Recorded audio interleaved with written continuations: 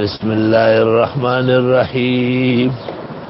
وَلَقَدْ آتَيْنَاكَ سَبْعًا مِّنَ الْمَثَانِي وَالْقُرْآنِ الْعَظِيمِ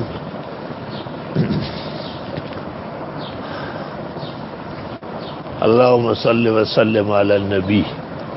وعلى آلہ واصحابہ وبارک وصلی وسلم علیہ۔ اللہ تعالیٰ کے فضل و احسان سے علوم قرآن جو آن لائن سلسلہ ہمارے مخلصین کی کاوشوں سے شروع ہو چکا ہے۔ آج جمعہ مبارک کا دن ہے اور بہت ہی مصروفیت اور فکر و اندوہ کا دن تھا، کیونکہ آج کے پیش نظر جمعے کے ساتھ جو برت، لیکن کل میں نے گزارش کی تھی کہ یہ درس کل بھی ہوگا، یعنی آج کے دن، اس لیے میں نے مناسب سمجھا کہ ایک مختصر نشست ہماری اس وقت بھی واقع ہو جائے، کیونکہ اس میں سامنے بٹھانے کا مسئلہ نہیں ہے، اجتماع مطلوب اور مقصود نہیں ہے۔ احوال کے پیش نظر اجتماع پر ایک قسم کی پابندی، کیونکہ جو وبا مسلط ہے، خوف ہے کہ اجتماع سے جہاں کہیں وہاں سن سکیں گے، اور جن قسمت میں اللہ نے علوم قرآن لکھے ہیں وہ وہیں پر مستفید اور مستنیر ہو جائیں گے۔ جناب رسول اللہ صلی اللہ علیہ وسلم کے بڑے معجزات میں سے یہ ہے کہ آخری وقت میں امت مسلمہ کے پیغام رسانی کے لیے دعوت اللہ اور دعوت التوحید و نشر السنہ کے لیے اور رد باطل کے لیے، رد شقاق بین المسلمین کے لیے اس قسم کے ذرائع اور وسائل اللہ تعالی نے خزائن غیب سے، سائنس جس کی بدولت باوجود اس کے کہ اجتماع پر پابندی ہے اور سامنے کوئی کلاس یا کوئی جماعت نہیں ہے، لیکن ہم یہ بیان کر سکتے ہیں کہ بھئی اللہ تعالیٰ کی کتاب قرآن کریم جو موجودہ ترتیب فرشی جو حسب العرشی ہے، اس کے مطابق سورۃ فاتحہ سے شروع ہے اور والناس پر ختم ہے۔ 114 سورتیں ہیں، جن میں 86 مکہ مکرمہ میں نازل ہوئی ہے اور 87 کے بعد 114 تک جو سورتیں ہیں وہ سب کے سب مدینہ منورہ میں نازل ہوئی ہے۔ نزول کا مطلب یہ ہے کہ اللہ تعالیٰ کی طرف سے پیغمبر مرسل خاتم النبیین صلی اللہ علیہ وسلم کو اللہ تعالیٰ نے پیغام رسانی کا جو سب سے طاقتور طریقہ ہے اور یقینی ذریعہ ہے، القاء اللہ تعالی علمہ فی قلب محمد صلی اللہ علیہ وسلم، احیانا بواسطۃ جبریل او احیانا بدون الوسائل، کما تدل علیہ الآیات والاحادیث والآثار والاخبار،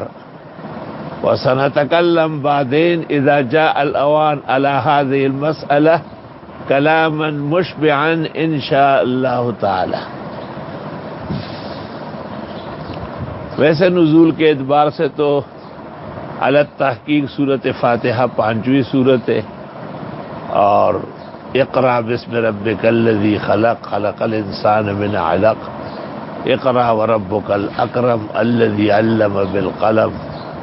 علم الانسان ما لم یعلم کی 5 آیات اول ما نزلہ ہے، وعلیہ اجماع الامہ والائمہ، وإن كان عند البعض فيه كلام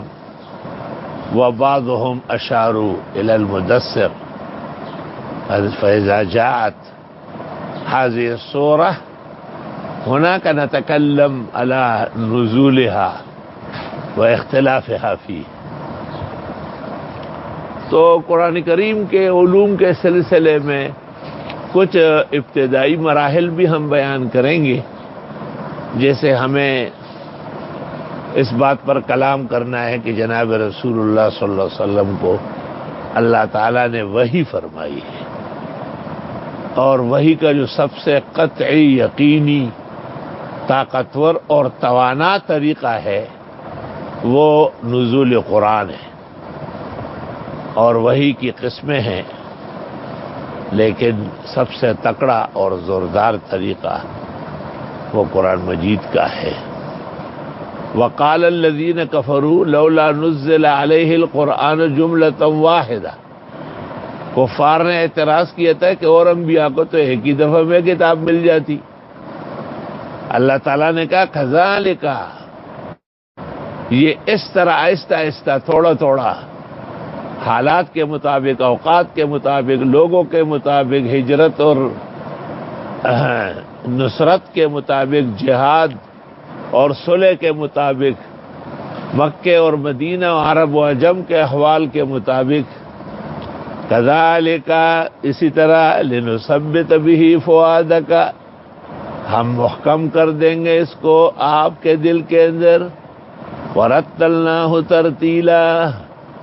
اور ہم پڑھتے ہیں آپ پر بڑے طریقے سے۔ ترتیل الآیات ہوتی ہے اور ترتیب الصور ہوتی ہے۔ کہتے ہیں کہ ترتیل ہوا ہی تقع بین الآیات وامر واجب عند البعض، واما الترتیب فبین الصور،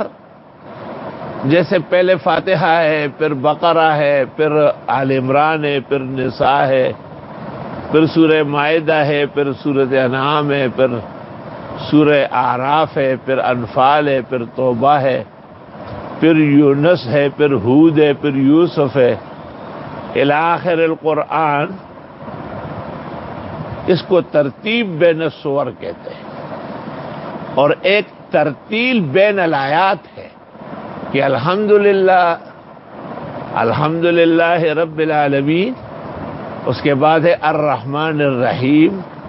مالک یوم الدین، ایاک نعبد و ایاک نستعین، اہدنا الصراط المستقیم، صراط الذین انعمت علیہم غیر المغضوب علیہم ولا الضالین، آمین۔ اسی طرح ہر سورت کے اندر جس شان سے آیات ہے یہ ترتیل ہے۔ اگرچہ حضرت علی کرم اللہ وجہہ سے حضرات مفسرین نے نقل کیا ہے کہ آپ نے فرمایا اخراج الحروف ما ادا الصفات من المخارج ہی الترتیل، جیسے غایت المستفید میں اور النشر میں اور دیگر معتبرات علم تجوید میں مسئلہ لکھا ہے، لیکن زیادہ راجح بات یہ ہے کہ بین السور ترتیب ہے اور آیات کے اندر ترتیل ہے۔ وَلَا يَأْتُونَكَ بِمَثَلٍ، یہ نہیں پوچھنے آتے کوئی پیچیدگی، إِلَّا جِئْنَاكَ بِالْحَقِّ، مگر ہم ضرور آپ کے پاس حق پہنچائیں گے۔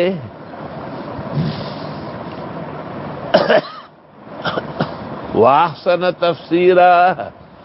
اور احسن تفسیر ہم کریں گے۔ یہ حسن اتفاق ہے یا حسن سعادت ہے یا ہم جیسے افتادوں کی حسن نجابت ہے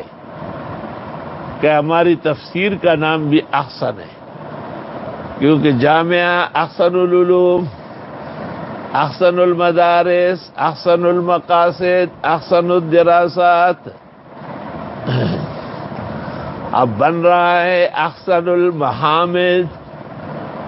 والمحامد جمع محمود، جیسے مقاصد جمع مقصود۔ حضرت اقدس فقیہ امت، محدث کبیر، مفسر نحریر، میدان سیاست و فراست و فقاہت کے آیت من آیات اللہ،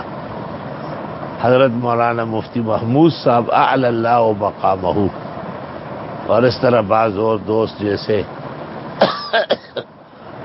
برادر سرفراز دامہ اقبالو کے صاحبزادے اسفندیار مرحوم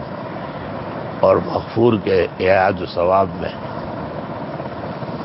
نوری آباد میں ایک عظیم اور مقتدر ادارہ کھڑا ہو رہا ہے، بلکہ تیار ہو گیا ہے الحمدللہ۔ تو اللہ تعالیٰ نے جناب رسول اللہ صلی اللہ علیہ وسلم کو قرآن مجید 23 سال میں نجمن نجمن سورتن سورتن آیتن آیتن حسب مصالح العباد وحکم الالہیہ والتکوینیہ قرآن شریف نازل فرمایا ہے، اور یہ قرآن نزول کے اعتبار سے قطعی الثبوت اور قطعی الدلالت ہے۔ قرآن کریم کس مقصد کے لیے آیا ہے؟ تو درست بات یہ ہے کہ یہ دعوت اللہ کے لیے ہے، اور دعوت اللہ چند چیزوں پر مشتمل ہے: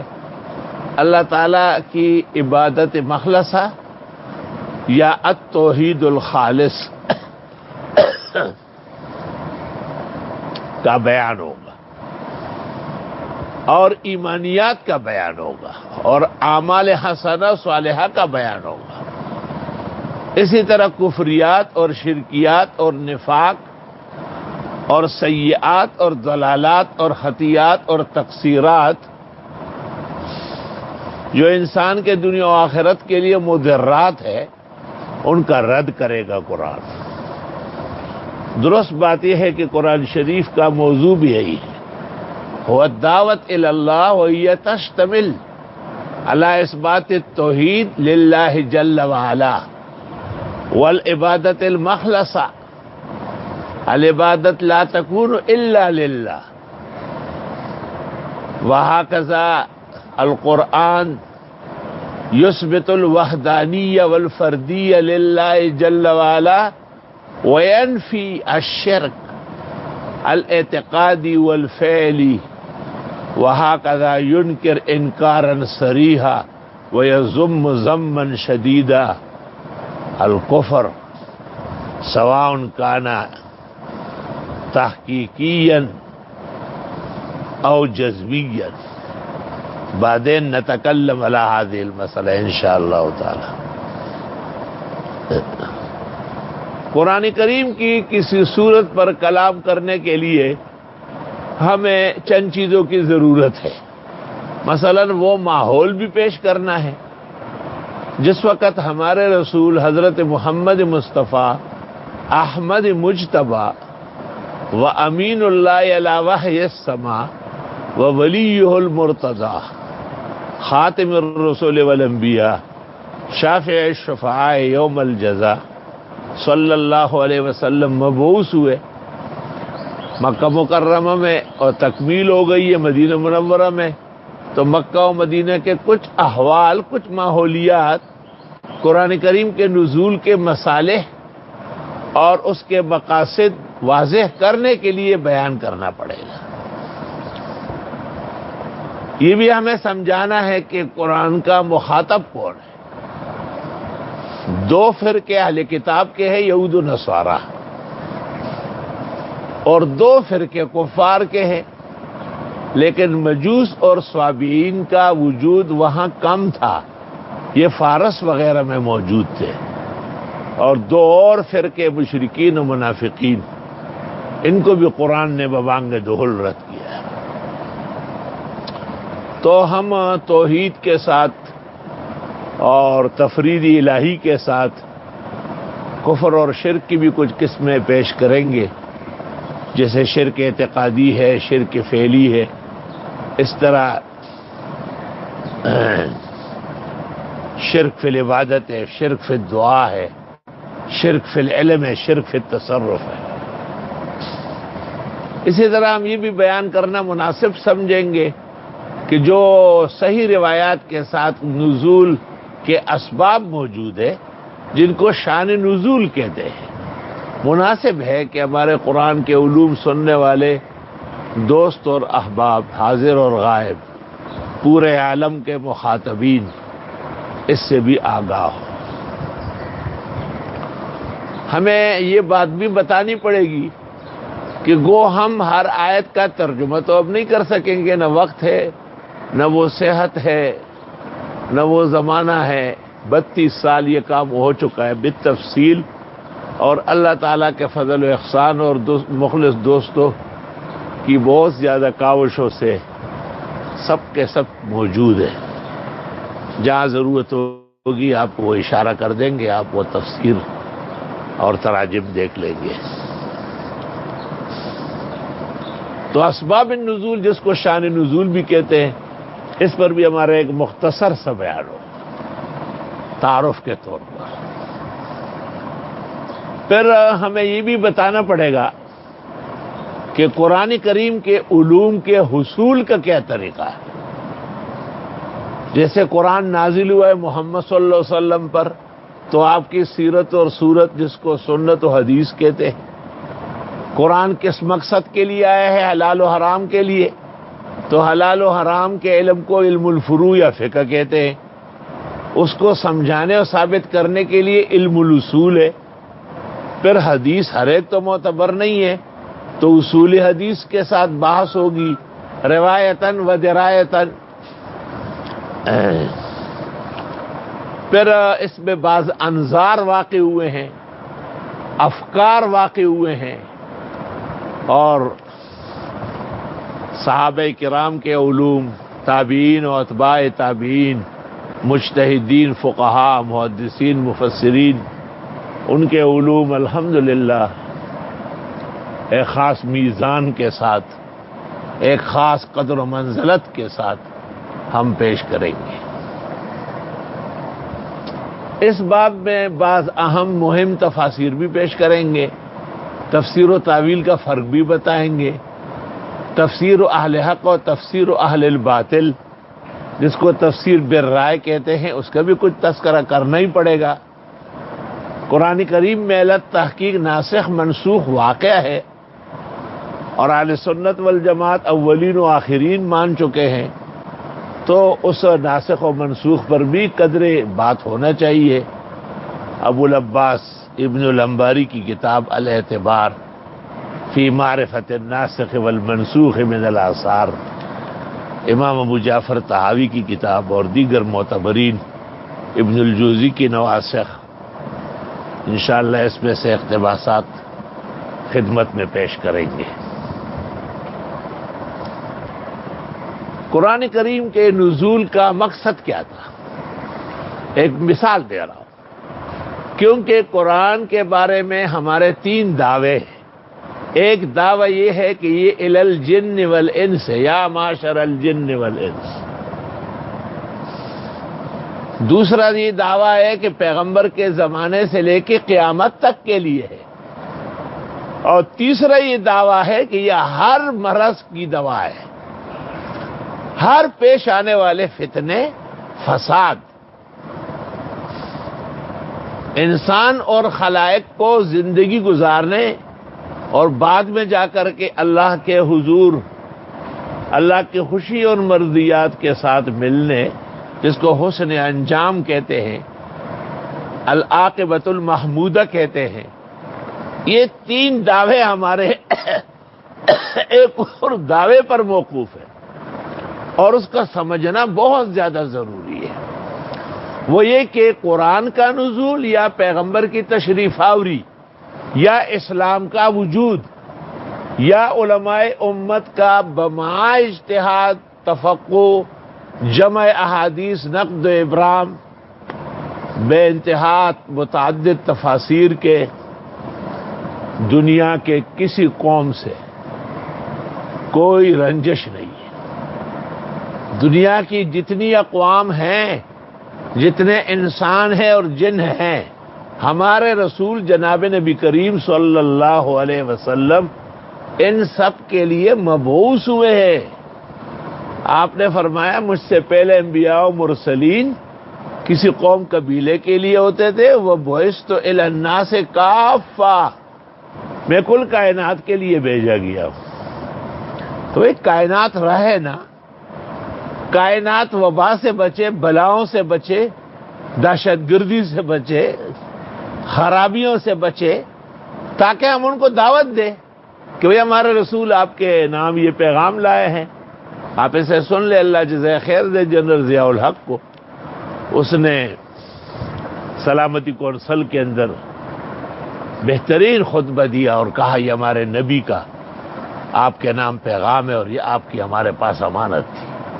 اور دنیا کے سربراہان موجود تھے، وہ سارے ہل گئے تھے۔ یہ ایک کام تھا جو اللہ تعالیٰ نے ان سے لے لیا۔ مردمی از غیب آمدی و کار کرد فارسیان کہتے ہیں۔ تو ہمارے ہاں گوگ بدر بھی لڑی گئی مشرکین سے، احد کا غزہ بھی پیش آیا، خندق کا بھی، لیکن حدیبیہ میں صلح بھی ہو گئی، اور بعض قوموں نے جو نافرمانی کی تو غزوہ خیبر، غزوہ حنین اور تبوک بھی پیش آئے۔ بھئی غزہ کی مثال تو علاج کی ہے۔ بھئی جب آدمی کے سر میں درد ہو تو درد دور کرنے کے لیے دوا لینی پڑے گی،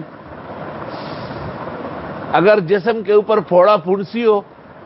تو اس کو ہٹایا جائے گا، اگر علاج معالجے سے نہ ہو تو پھر جراحت سے ہوگا، تاکہ مزید جسم سلامت رہے، محفوظ رہے۔ تو اس طرح دنیا کے اندر انسانوں کو انسانوں کے لیے مفید بنانا بھی قرآن کا کام ہے، اور انسانوں نے انسانوں کو جو نقصان پہنچانا ہے اس سے بھی منع کرنا قرآن کا کام ہے۔ علماء کرام فرماتے ہیں کہ امتیں دو ہیں، ایک امت دعوت، یورپی، امریکی، برطانوی، جرمنی، جاپانی، جتنے بھی اقوام ہیں، جس زبان وطن علاقے کے ہیں وہ سارے یہ امت دعوت ہے۔ ان کو رسول اکرم صلی اللہ علیہ وسلم کی تشریف آوری کی دعوت دی جا رہی ہے، وہ بھی امت کا حصہ ہے۔ وہ ایک سکھ شاعر نے کہا ہے نا، عشق ہو جائے کسی سے، ہاں کہ عشق ہو جائے کسی سے یہ کوئی چارہ تو نہیں،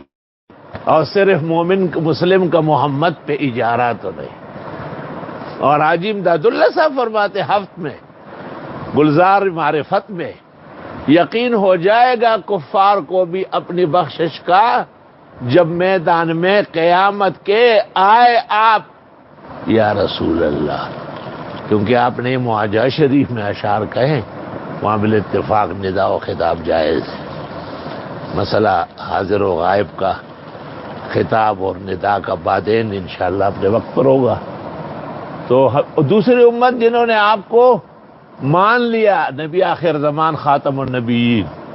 آپ کو اپنا رہبر دنیا و آخرت کا تسلیم کیا، آپ کی تعلیمات پر اور آپ کے لائے ہوئے ہدایت کے سامنے سر تسلیم خم کیا، اس کو امت اجابت کہتے ہیں، امت مسلمہ کہتے ہیں، امت طائع کہتے ہیں، امت مطیع کہتے ہیں۔ تو انشاءاللہ تعالی اس طرح بعض کچھ ضروری مراحل ہے جن سے ہم گزریں گے۔ آج میں نے بڑی مشکلوں سے اپنے بھائی منصور کو بہت تھکے ہوئے ہیں، اور اسجد کو، بعض اور دوستوں کو بھی روکا ہوا ہے، خود میری بھی حالت ایسی ہے۔ لیکن یہ جو علوم قرآن کی نشست ہے، جس کو پہلے ہم دورہ تفسیر و ترجمہ کہتے تھے، اس میں ہم ناغے کے قائل نہیں ہیں۔ اس لیے اللہ ہمارے اس مختصرات اور اس چھوٹی سی نشست کو پورے عالم کے لیے قبول فرمائے۔ اور آج جب مسجدوں میں نہ خطاب ہوا نہ تفصیلی بیان ہوا، خود ہمارے یہاں نہیں ہوا، تو آپ کے نام یہ پیغام بہت ہی قیمتی اور بیش بہا ہے۔ امید ہے کہ آپ سر کے کانوں سے نہیں، دل کے کانوں سے اس کو سنیں گے، اور انشاءاللہ ساتھ ساتھ تلاوت بھی کروں گا، آیات اور احادیث بھی باحوالہ پیش کروں گا انشاءاللہ تعالی۔ اور یہ تو اپنے 33 سالہ تجربے کا نچوڑ اور ایتر و لیتر ہے، اس میں تو کوئی مسئلہ ہی نہیں ہے، صرف جنید اور اس کے ٹیم کو پابند کرنے کا مسئلہ ہے۔ وہ دل و جان سے حاضر ہے، وہ اپنے سارے خاندان سے، تمام احبا و خلا، خدا تعالیٰ سب کو جزائے خیر دے۔ الحمدللہ رب العالمین، نستغفرک اللہم و نسألک السلام والعافیہ، لا الہ الا اللہ وحدہ لا شریک لہ لہ الملک و لہ الحمد وہو علی کل شیء قدیر۔ خدایا ہم عاجزوں کی نشست اور یہ علوم قرآن کے جو کوششیں ہیں آن لائن یہ قبول مقبول فرما۔ جتنے حضرات اور بیبیاں اور رجال اور نساء اس سے مستنیر و مستفید ہو رہی ہے، ان کے لیے استحکام اعتقاد اور حسن عمل اور حسن عاقبت کا سبب بنا خود ہمارے لیے بھی، اور اس کی برکت سے اللہ پورے عالم سے اس وبا اور مصیبت کو ختم فرمائے، خاص کر پاکستان سے، اسلامی ملکوں سے۔ وبہذا القدر نکتفی اليوم وللہ الحمد اولا وآخرا وصلی اللہ تعالی علی خیر خلقہ محمد وآلہ۔